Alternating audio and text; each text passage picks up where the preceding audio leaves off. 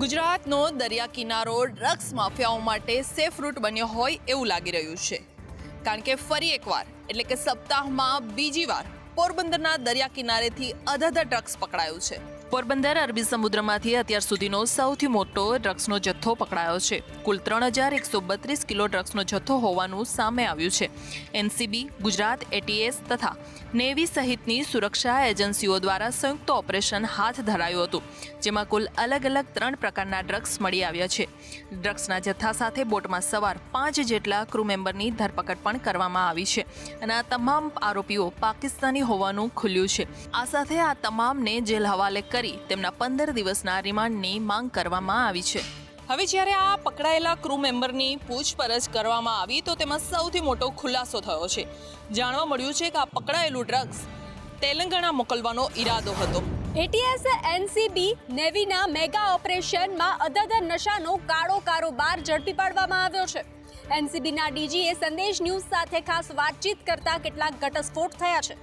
देखिए तीन चार सप्ताह से लगभग 1 महीने से ज़्यादा से ये इनपुट आ रहे थे कि एक कंसाइनमेंट या मल्टीपल कंसाइनमेंट्स आ सकता है और ईरानियन पोर्ट या पाकिस्तानी पोर्ट के इस्तेमाल करके आ सकता है। इसी आधार पर इन्वेस्टिगेशन की कार्रवाई और तहकीकात की कार्रवाई लगातार हो रही थी और जब हम लोगों को सटीक इनपुट मिला तो नेवी से हम लोगों ने शेयर किया, एटीएस से शेयर किया और उसके बाद ये कार्रवाई की। ऐसा अमूमन होता है कि ये लोग प्रोफेशनल होते हैं और प्रोफेशनल ट्रांजिटर्स, प्रोफेशनल ट्रांसपोर्टर्स होते हैं और उसी कैटेगरी में ये होंगे, ऐसी संभावना पूरी है। देखिए एनसीबी को समुद्र में जाने की ज़रूरत इसलिए है क्योंकि सागर का जो रास्ता है उसको इस्तेमाल करने के लिए सिंडिकेट्स ज़्यादा तत्पर हैं, क्योंकि इसमें अगर सक्सीड कर जाते हैं तो वॉल्यूम्स ज़्यादा आते हैं, ड्रग्स का वॉल्यूम ज़्यादा आता है, वैल्यू ज़्यादा आता है।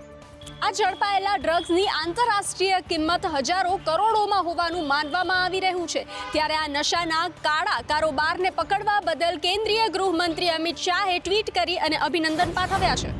આઈટી વિભાગ એક્શનમાં આવ્યું છે, જેના કારણે બિલ્ડરો ઉપર તવાઈ બોલવાનું શરૂ થયું છે। રાજકોટમાં એક સાથે 30 સ્થળો ઉપર આઈટી વિભાગે રેડ કરી તપાસ હાથ ધરી છે।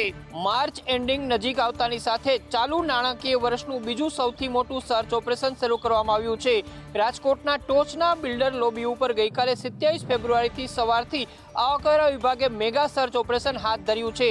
સૌરાષ્ટ્રના મોટા ગજાના ઉદ્યોગકાર ઓર્બિટ ગ્રુપના વિનેશ પટેલ અને જાણીતા બિલ્ડર દિલીપ લાડાણી અને તેની સાથે સંકળાયેલા બિલ્ડરોને ત્યાં આવકવેરા વિભાગે આખી રાત તપાસ હાથ ધરી છે। દરમિયાન અનેક બેનામી વ્યવહારો પણ મળી આવ્યા છે અને રોકડ રકમ પણ મળવાની પૂરી શક્યતા સેવાઈ રહી છે।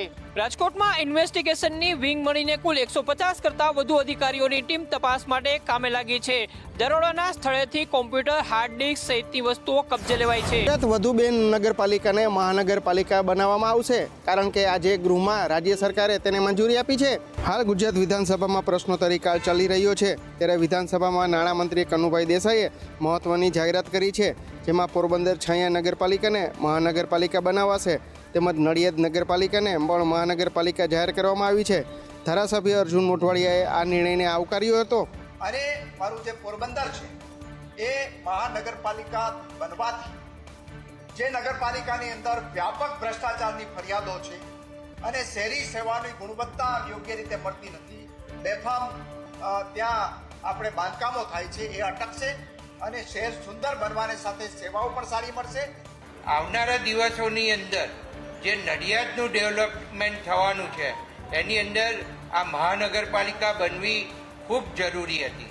અગાઉ 7 નગરપાલિકાને મહાનગરપાલિકા બનાવવાની જાહેરાત કરવામાં આવી હતી, ત્યારે હવે વધુ બે મહાનગરપાલિકા જાહેર થતાં રાજ્યમાં કુલ 17 મહાનગરપાલિકા છે।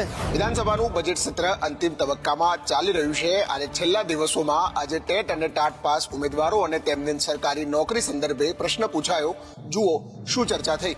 ગુજરાતમાં શિક્ષકોની કમી છે તે આપણે જાણીએ છીએ। અનેક શાળાઓ એવી છે જે એક શિક્ષકના આધારે ચાલે છે, ત્યારે આજે ટેટ અને ટાટ પાસ ઉમેદવારોને લઈ કોંગ્રેસના ધારાસભ્ય કિરીટ પટેલે પ્રશ્ન ઊભો કર્યો હતો, જેના જવાબમાં શિક્ષણ મંત્રીએ કહ્યું કે ટેટ 1 અને 2માં 12,710 જ્ઞાન સહાયકોની ભરતી થઈ છે, જ્યારે શિક્ષણ મંત્રીએ લેખિત જવાબમાં શૂન્ય દર્શાવ્યું છે અને કહ્યું કે જ્ઞાન સહાયક ભરતી કાયમી ભરતી નથી, માટે શૂન્ય લખ્યું છે।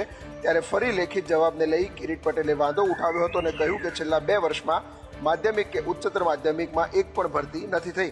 જે ભરતી થઈ એની અંદર માત્ર ટેટ 1ની અંદર 2300 અને ટેટ 2ની અંદર 3378 2022ની અંદર ભરતી કરવામાં આવી. 2023ની અંદર એક પણ ટેટ ટાટ પાસ થયેલા ઉમેદવારની ભરતી કરવામાં નથી આવી. વડોદરામાં ફાર્મસીના વિદ્યાર્થીઓ આંદોલનના માર્ગે વળ્યા છે. સ્ટાઇપેન્ડ ન મળતા વિરોધ નોંધાવ્યો છે. MS યુનિવર્સિટીની ફાર્મસી ફેકલ્ટી સહિત ગુજરાત અને સમગ્ર ભારતની ફાર્મસી કોલેજમાં M.Pharmનો અભ્યાસ કરી રહેલા વિદ્યાર્થીઓને આ વર્ષે સ્ટાઇપેન્ડ મળ્યું નથી, જેના કારણે આજે ફાર્મસી ફેકલ્ટીના વિદ્યાર્થીઓ રજૂઆત કરવા માટે કલેક્ટર કચેરી ખાતે પહોંચ્યા હતા. વિદ્યાર્થીઓનું કહેવું હતું કે જીપેટ પરીક્ષા પાસ કરીને ફાર્મસીના માસ્ટર ટેસ્ટમાં પ્રવેશ લેનારા વિદ્યાર્થીઓને દર મહિને 12,000 રૂપિયા સ્ટાઇપેન્ડ મળે છે. આ વર્ષે વિદ્યાર્થીઓને હજુ સુધી સ્ટાઇપેન્ડ મળ્યું નથી. આ વિદ્યાર્થીઓ પૈકી કેટલાક વિદ્યાર્થીઓની આર્થિક સ્થિતિ પણ સારી નથી. તેમના માટે સ્ટાઇપેન્ડ નાણાકીય સહારો બની શકે છે. આપને જણાવી દઈએ કે દેશમાં 6,000થી વધારે વિદ્યાર્થીઓ સ્ટાઇપેન્ડથી વંચિત રહ્યા છે. આગામી દિવસોમાં પ્રશ્નનું નિરાકરણ નહીં આવે તો દિલ્હી જવાની વિદ્યાર્થીઓએ તૈયારી બતાવી છે. ભાવનગરના ધારાસભ્ય જીતુ વાઘાણીના પ્રયાસો ફળ્યા છે. શહેરના પૂર્વ પશ્ચિમ વિસ્તારમાં અસાનધારો લાગુ કરવામાં આવ્યો છે. ભાવનગરના કેટલાક વિસ્તારોમાં અસાનધારો લાગુ કરવાનો નિર્ણય લેવામાં આવ્યો છે. ભાવનગર પશ્ચિમના ધારાસભ્ય જીતુ વાઘાણીએ આ અંગે એક્સ પર માહિતી આપી છે. તેમણે જણાવ્યું કે ભાવનગર પશ્ચિમ વિધાનસભા વિસ્તાર અને બાકી રહેતા ભાવનગર પૂર્વ વિસ્તારમાં અસાનધારો લાગુ કરવા માટેની અવિરત રજૂઆત બાદ રાજ્યના મુખ્યમંત્રી અને ગૃહ રાજ્યમંત્રીએ ટૂંકા ગાળામાં આ ઐતિહાસિક નિર્ણય કર્યો છે. તો આ અંગેનું રાજ્ય સરકારે નોટિફિકેશન બહાર પાડ્યું છે. ખૂબ ઝડપથી એટલે કે માત્ર 4-6 મહિનાના ટૂંકા ગાળામાં સમગ્ર પ્રક્રિયા એ પૂરી કરી મુખ્યમંત્રીશ્રીને મળ્યાને તુરંત જ એમણે સૂચનાઓ આપી અને આ અસાનધારાનું જાહેરનામું પણ ગઈકાલે ભાવનગર પશ્ચિમના ભાવનગર શહેરમાં એ બહાર પડી ગયું. અગાઉ પૂર્વ વિસ્તારમાં અસાનધારો લાગુ કરવામાં આવ્યો હતો, ત્યારે હવે શહેરના પશ્ચિમ વિસ્તારમાં અસાનધારો લાગુ કરાતા લોકોમાં ખુશીની લહેર ફરી વળી છે. હવે દાદાનું બુલડોઝર ભાવનગર શહેરમાં ફરી રહ્યું છે અને એક પછી એક ગેરકાયદેસર દબાણો દૂર કરી રહ્યું છે. ભાવનગર શહેરમાં થયેલા ગેરકાયદેસર દબાણોને હટાવવા મહાનગરપાલિકાના કમિશનર NV ઉપાધ્યાયે કડક વલણ અપનાવ્યું છે અને આ જ કારણથી શહેરમાં થયેલા ગેરકાયદેસર દબાણો હાલ દૂર કરવામાં આવી રહ્યા છે. પહેલા નોટિસ આપ્યા બાદ કાર્યવાહી કરવામાં આવી રહી છે. આજરોજ શહેરના કાંઠિયાવાડ વિસ્તારમાં મનપાની દબાણ હટાવ કામગીરી કરવામાં આવી હતી. ઓટલા તેમજ દુકાનની બહાર એંગલ લગાવી હોય તેવા દબાણો હટાવીને રસ્તો ખુલ્લો કરવામાં આવ્યો છે. આ દબાણ હટાવવા JCB સહિતના સાધનોનો ઉપયોગ કરી અડચણરૂપ દબાણો હટાવવામાં આવ્યા હતા, જેને લઈને સ્થાનિકોના ટોળે ટોળા ઉમટી ગયા હતા. મહાનગરપાલિકા એક્શનમાં આવી છે અને આ જ કારણથી દબાણ કરનારા દુકાનદારોમાં ફફડાટ વ્યાપી ગયો છે. આ સમાચાર છે વડોદરા શહેરના, કે જે તમે સાંભળી કહેશો કે તંત્રએ કોન્ટ્રાક્ટરને ફાયદો કરાવવા માટે કારસો રચ્યો છે.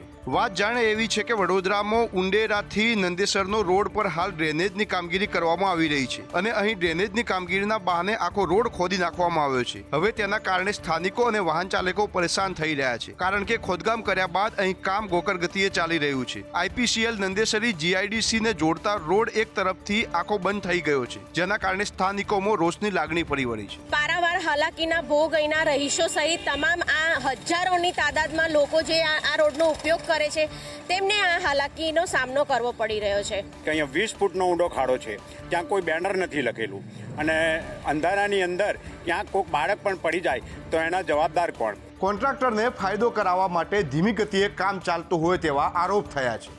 જો કામ ઝડપી પૂરું નહીં થાય તો આંદોલનની ચીમકી પણ અપાઈ. જો તમે અમદાવાદના આશ્રમ રોડ પરથી અવર જવર કરો છો તો આ સમાચાર તમારા માટે ખૂબ જ મહત્વપૂર્ણ છે, કારણ કે આવનાર દિવસોમાં આ રોડ કાયમ માટે બંધ થઈ રહ્યો છે.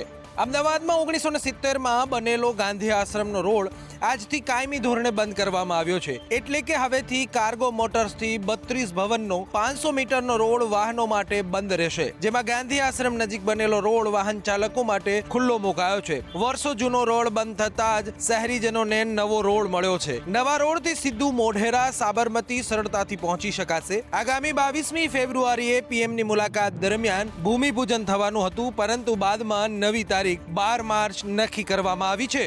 અમદાવાદના આશ્રમ રોડને મૂળ સ્થિતિમાં રાખી જ વર્લ્ડ ક્લાસનો રોડ બનાવવામાં આવશે. ડ્રેનેજની વ્યવસ્થા અને પાણીની લાઈનો માટે કોર્પોરેશન કામગીરી પણ કરી રહ્યું છે. સુરતમાં આરટીઓ ફરી એકવાર વિવાદમાં આવ્યું છે. સરકારે આપેલી બાઇક ધૂળ ખાઈ રહી છે.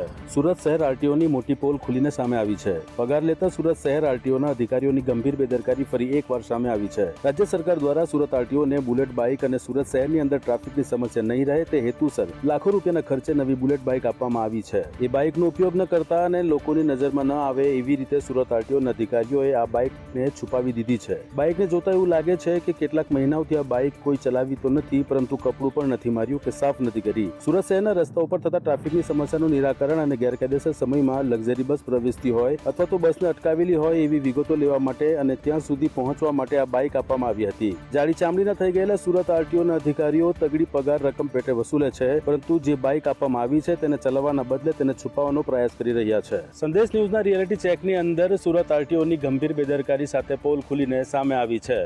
ગુજરાતમાં ફૂડ ચકાસતી લેબોરેટરી ફેલ ગઈ છે. લાગ્યો ને ઝટકો? તો આવું જોઈએ કઈ લેબોરેટરીના ટેસ્ટિંગ પર સવાલ ઉઠ્યા છે. એક જ ઘીના બે સરકારી લેબમાં જુદા જુદા રિપોર્ટ આવ્યા છે અને તેના કારણે ગુજરાતમાં ફૂડ સેમ્પલ ટેસ્ટ કરતી લેબોરેટરી પર સવાલ ઉઠ્યા છે. 4 મહિના પહેલા ઊંઝાના કામલીની રજવાડી ડેરીમાંથી ઘી પકડાયું હતું. અહીંથી લૂઝ તેમજ પેકિંગ ઘીના 8 નમૂના લેવાયા હતા અને આ નમૂના ટેસ્ટિંગ માટે વડોદરા સરકારી લેબમાં મોકલાયા હતા, પરંતુ આ લેબમાં 5 સેમ્પલ પાસ અને 3 ફેલ થયા હતા. જ્યારે આ સેમ્પલ ફરી પુણેની લેબમાં તપાસ માટે મોકલ્યા તો પુણેની લેબમાં તમામ 8 ઘીના સેમ્પલ ફેલ થયા હતા. તો લેબનો અલગ અલગ રિપોર્ટ આવતા અધિકારીઓ અવઢવમાં મુકાયા હતા.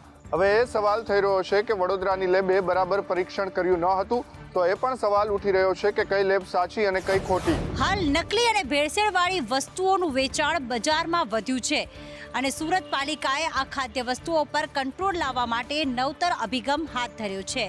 લોકોના સારે સ્વાસ્થ્ય માટે પબ્લિક હેલ્થ લેબોરેટરીનું NABL એક્રેડિટેશન મેળવવા માટેનું સુરત મહાનગરપાલિકા દ્વારા આયોજન કરાયું છે. એટલે કે ભવિષ્યમાં તમામ પ્રકારના ફૂડનું પરીક્ષણ હવે સુરતમાં થશે. ફૂડ લેબ અધિકારી શાહિદ હરાડવાલાના કહેવા પ્રમાણે સુરત મહાનગરપાલિકા દ્વારા ઘીમાં ભેળસેળ, ખાદ્ય તેલમાં ભેળસેળ, પ્રિઝર્વેટિવ ફૂડ, સ્વીટનર, આર્ટિફિશિયલ કલરના લેવલનું ટેસ્ટિંગ કરવા માટે આધુનિક HPLC એન્ડ GLC સાધનની સુવિધા આ પબ્લિક લેબમાં ઊભી કરાઈ છે.